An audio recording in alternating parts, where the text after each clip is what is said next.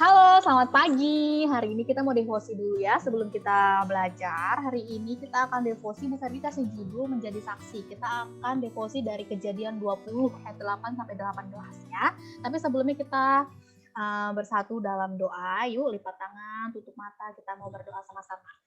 Bapak kami di surga, kami mengucap syukur Tuhan, hari ini kami diberikan kesempatan sekali lagi untuk kami mendengarkan dan merenungkan firman yang Tuhan berikan kepada kami lewat Alkitab.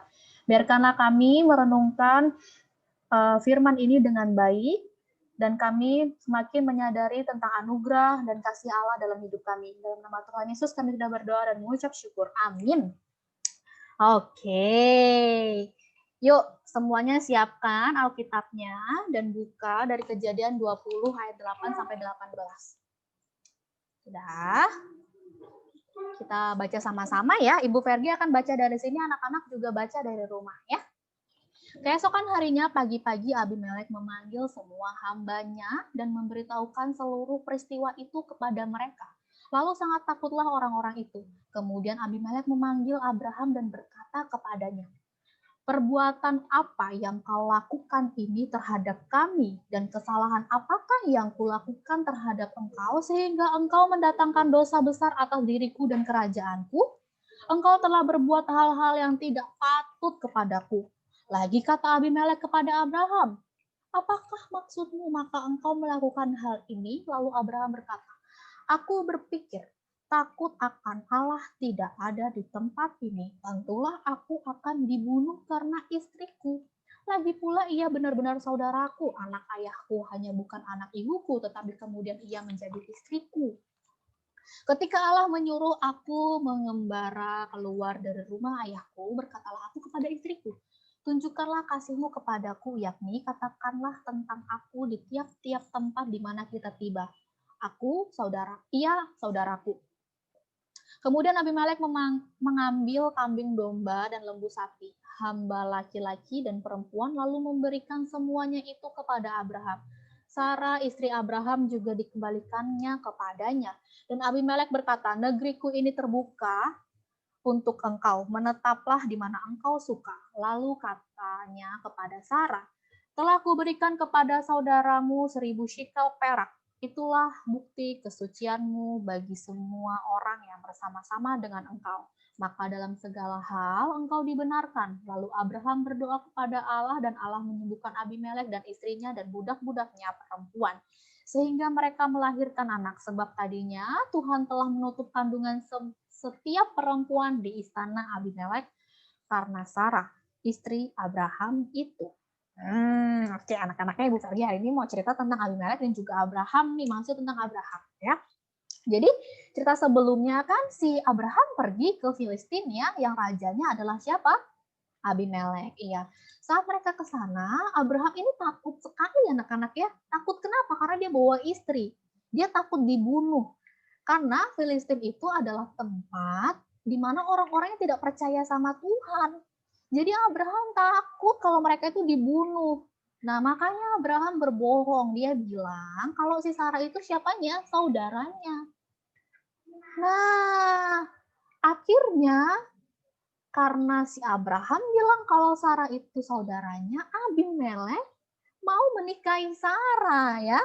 Nah, tapi anak-anak, Tuhan melalui mimpinya kepada Abimelek, dia menunjukkan bahwa, dan Tuhan menyatakan kepada si Abimelek bahwa si Sarah itu siapanya Abraham, istrinya. Jadi Tuhan kasih tahu Abimelek melalui mimpi.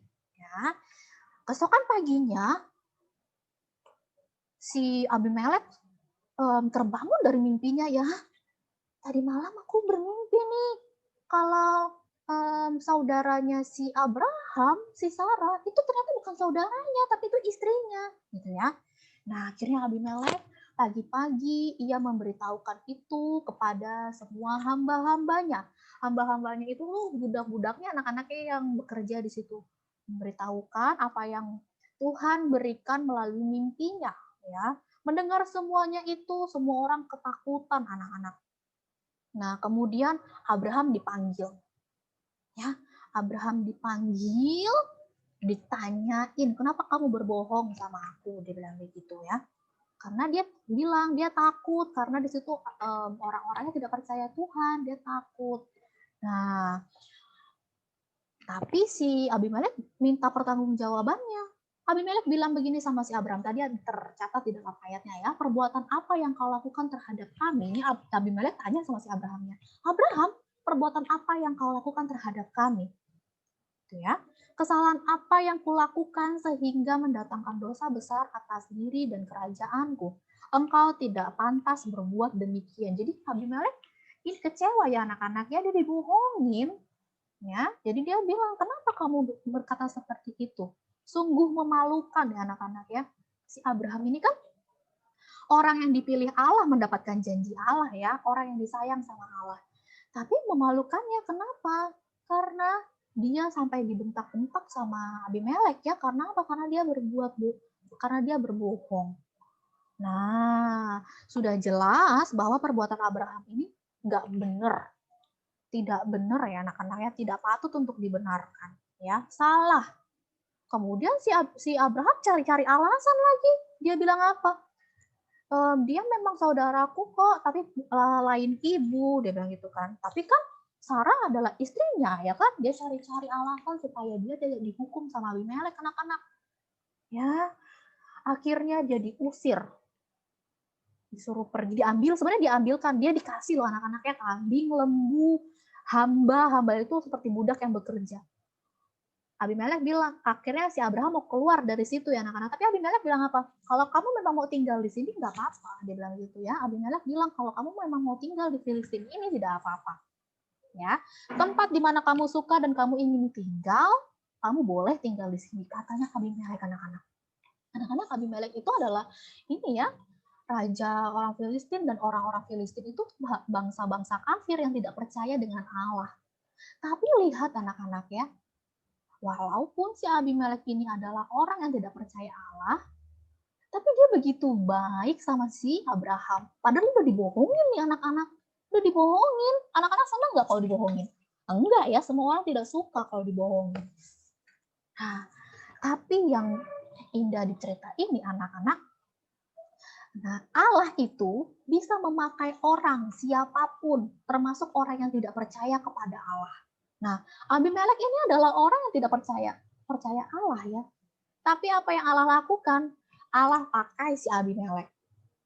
Untuk apa? Untuk ingatkan si Abraham bahwa Abraham harus percaya sama imannya. Bahwa Abraham harus percaya sama janji Allah. Abraham tidak perlu bohong-bohong. Yang perlu Abraham lakukan adalah apa? Bergantung sama Tuhan dan tidak boleh bohong. Namanya anak Tuhan itu kan nggak boleh bohong ya. Iya, harusnya dia bilang saja kalau itu tuh istrinya gitu ya. Dan anak-anak tahu si Abimelek kembalikan istrinya. Ya, karena Abimelek sudah dipakai sama Allah. Kemudian Abraham semakin sadar tentang imannya dan ia kembali menyadari, oh iya benar, bahwa seharusnya aku tuh percaya sama Tuhan, menggantungkan diri kepada Tuhan. Akhirnya Tuhan juga menyembuhkan orang-orang di Filistin sana ya, orang-orang di Filistin sana tuh perempuan-perempuannya tidak bisa mengandung anak-anak ya. Tapi karena kejadian ini kemudian Allah menghapuskan semua itu ya, jadi tidak ada penyakit-penyakit lagi. Nah anak-anak ini ya, satu hal saja yang Ibu Fetri mau kasih tahu hari ini, bahwa Allah bisa pakai siapapun untuk mengingatkan kita. Siapa di sini adalah orang berdosa? Ibu Fergie, anak-anak semuanya. Ada nggak di sini di antara kita yang tidak berdosa? Tidak ada, semua orang berdosa. Ya, semua orang bisa melakukan kesalahan. Oleh karena itu kita perlu diingatkan ya, diingatkan kalau kita nggak boleh melakukan dosa itu, tidak boleh main-main sama dosa. Dan yang indahnya lagi anak-anak, Allah bisa pakai orang yang tidak percaya kepadanya. Nih ya si Abimelek ya, orang Filistin, orang yang tidak percaya kepada Allah, Tuhan pakai. Untuk apa? Ingatkan si Abraham. Abraham ingat tuh, Tuhan itu menjaga kamu. Abimelek dipakai Allah untuk mengingatkan orang yang percaya tentang imannya. Ya. Kemudian Abraham sadar kembali bahwa ia harus tetap bergantung dan percaya kepada Allah. Ya, anak-anak kita itu sebagai orang Kristen itu disuruh menjadi saksi ya anak-anak. Menjadi saksi itu apa sih Bu Ferdi? Seharusnya kehidupan orang Kristen itu bisa dicontoh.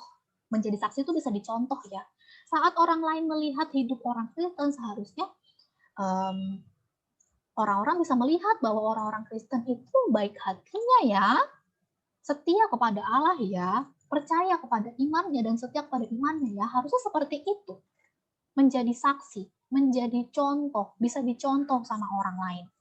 Nah, Abraham namanya orang berdosa ya, dia kemudian melakukan kesalahan tapi ia diingatkan.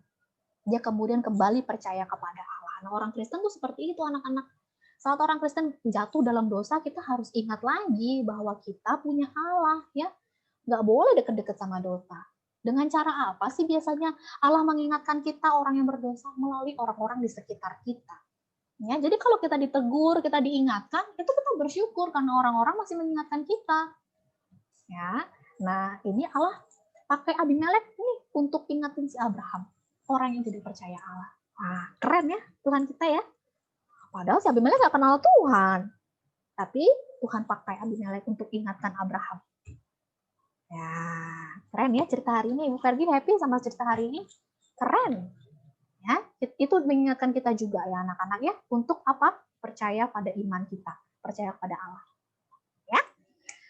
Oke, hari ini segitu saja devosi dari Ibu Fergie. Ibu Fergie mau ajak kita semua untuk berdoa. Kita bersyukur ya untuk setiap firman yang sudah Tuhan berikan. Mari kita berdoa. Bapa kami di surga, kami mengucap syukur untuk setiap firman yang Tuhan berikan kepada kami. Kami diingatkan kembali untuk mempertahankan iman kami, untuk jadi saksinya Tuhan, untuk menjadi orang Kristen yang bisa dicontoh semua orang. Saat orang-orang melihat kami mau orang-orang juga melihat Engkau dalam hidup kami, Tuhan. Ampuni kami, Tuhan, kalau selama ini kami tidak menghiraukan setiap apapun yang ditegur Tuhan melalui orang-orang sekitar kami. Kami mau belajar itu, Tuhan, menjadi saksi-Mu yang hidup. Inilah doa kami dalam nama Tuhan Yesus, kami sudah berdoa dan mengucap syukur. Amin. Oke, hari ini segitu saja. Segitu saja ya devosi kita. Semoga ini menjadi berkat buat anak-anak. Selamat belajar. See you.